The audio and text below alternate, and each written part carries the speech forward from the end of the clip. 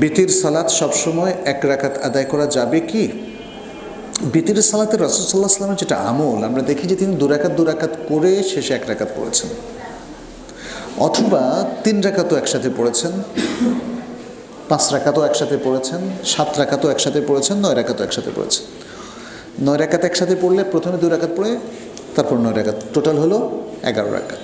অথবা 2 রাকাত করে 4 রাকাত পড়ে তারপরে 7 রাকাত, টোটাল 11 রাকাত।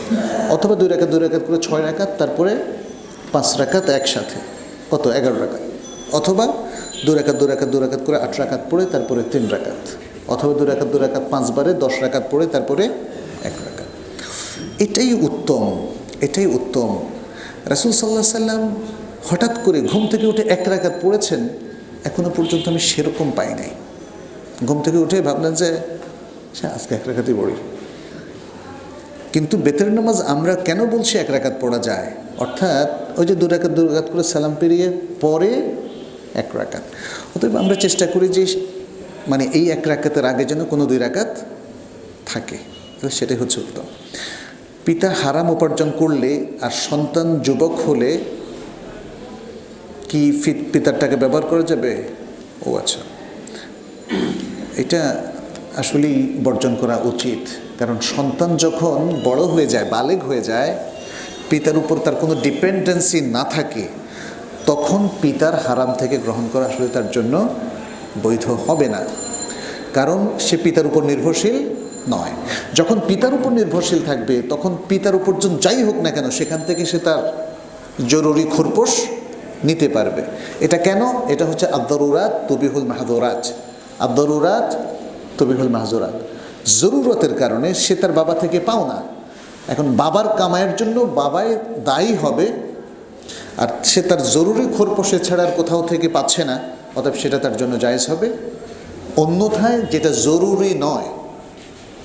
জরুরি নয়, সেটা সে হারাম থেকে নিতে পারবে না। এই জন্য যখন মানুষ কোনো বিপদে পড়ে এবং হারাম খাদ্য ছাড়া তার কাছে কিছু না থাকে, তখন সে লেসাদ্দের রামাক, তার প্রয়োজন এবং জীবন বাঁচানোর জন্য সে হারামটা সেবন করতে পারবে, কিন্তু মজা লুটার জন্য হারাম সে কনজিউম করতে পারবে না।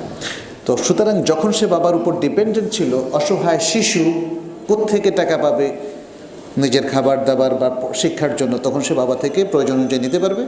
কিন্তু যখন সে শক্ত সামর্থ্য হয়ে যাবে এবং নিজের ইনকাম নিজে করা শুরু করবে, তখন বাবার ইনকাম থেকে তার জন্য নেওয়া জায়েজ হবে না, বরং বাবাকে সে নসিহা করে যে বাবা হারামটা এখন আপাতত বাদ দাও। এই তো আমার মনে হয় আজকে আমরা এখানেই শেষ করি, 10:15 বেজে গেছে। তো বিতির সালাত সবসময় 1 রাকাত আদায় করা যাবে কি? বিতির সালাতে রাসূল সাল্লাল্লাহু আলাইহি ওয়াসাল্লামের যেটা আমল, আমরা দেখি যে তিনি 2 রাকাত করে শেষে 1 রাকাত পড়েছেন, অথবা 3 রাকাতও একসাথে পড়েছেন, 5 রাকাতও একসাথে পড়েছেন, 7 রাকাতও একসাথে পড়েছেন, 9 রাকাতও একসাথে পড়েছেন। 9 রাকাত একসাথে পড়লে প্রথমে 2 রাকাত পড়ে তারপর 9 রাকাত, টোটাল হলো 11 রাকাত। অথবা 2 রাকাত করে 4 রাকাত পড়ে তারপরে 7 রাকাত, টোটাল 11 রাকাত। অথবা 2 রাকাত করে 6 রাকাত তারপরে 5 রাকাত একসাথে, কত? 11 রাকাত। অথবা 2 রাকাত করে 8 রাকাত পড়ে তারপরে 3 রাকাত। অথবা 2 রাকাত 5 বারে 10 রাকাত পড়ে তারপরে 1 রাকাত। এটাই উত্তম, এটাই উত্তম। রাসূল সাল্লাল্লাহু আলাইহি সাল্লাম হঠাৎ করে ঘুম থেকে উঠে 1 রাকাত পড়েছেন, এখনো পর্যন্ত আমি সেরকম পাই নাই। ঘুম থেকে উঠে ভাবলেন যে আজকে 1 রাকাতই পড়ি। কিন্তু বেতের নামাজ আমরা কেন বলছি 1 রাকাত পড়া যায়? অর্থাৎ ওই যে 2 রাকাত করে সালাম পেরিয়ে পরে 1 রাকাত। অতএব আমরা চেষ্টা করি যে মানে এই 1 রাকাতের আগে যেন কোনো 2 রাকাত থাকে, তাহলে সেটাই হচ্ছে উত্তম। পিতা হারাম উপার্জন করলে আর সন্তান যুবক হলে কি পিতার টাকা ব্যবহার করা যাবে? ও আচ্ছা, এটা আসলেই বর্জন করা উচিত। কারণ সন্তান যখন বড় হয়ে যায়, বালেগ হয়ে যায়, পিতার উপর তার কোনো ডিপেন্ডেন্সি না থাকে, তখন পিতার হারাম থেকে গ্রহণ করা আসলে তার জন্য বৈধ হবে না, কারণ সে পিতার উপর নির্ভরশীল নয়। যখন পিতার উপর নির্ভরশীল থাকবে, তখন পিতার উপার্জন যাই হোক না কেন, সেখান থেকে সে তার জরুরি খোরপোশ নিতে পারবে। এটা কেন? এটা হচ্ছে আদ-দারুরাত তুবিহুল মাহযুরাত। আদ-দারুরাত তুবিহুল মাহযুরাত। জরুরতের কারণে সে তার বাবা থেকে পাও না। এখন বাবার কামাইয়ের জন্য বাবাই দায়ী হবে, আর সে তার জরুরি খোরপোশে ছাড়া আর কোথাও থেকে পাচ্ছে না, অতএব সেটা তার জন্য জায়েজ হবে। অন্যথায় যেটা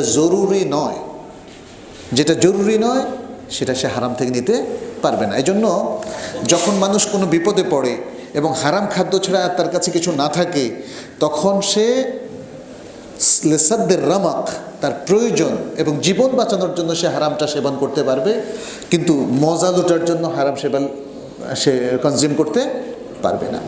তো সুতরাং যখন সে বাবার উপর ডিপেন্ডেন্ট ছিল, অসহায় শিশু কোত্থেকে টাকা পাবে নিজের খাবার দাবার বা শিক্ষার জন্য, তখন সে বাবা থেকে প্রয়োজন অনুযায়ী নিতে পারবে।